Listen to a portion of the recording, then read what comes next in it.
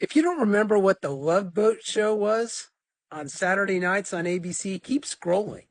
But if you do and you love cruising, you're going to be thrilled to know that Princess is inviting a couple of the remaining cast members from the original series on a special cruise that leaves from August 31st through September 7th. You'll get to have drinks with Doc and Gopher and Julie, or Vicky in this case, and the bartender.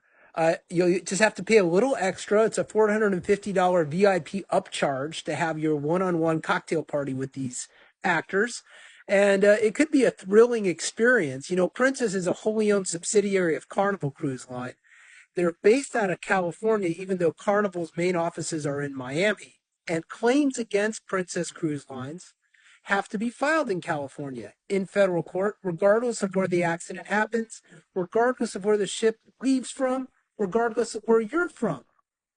For more information about this and others from a lawyer who sues cruise lines like Princess all the time, my name's Spencer Ehrenfeld. I'm the cruise ship lawyer. Hit the plus button, follow, and as always, enjoy the Love Boat and have a safe cruise.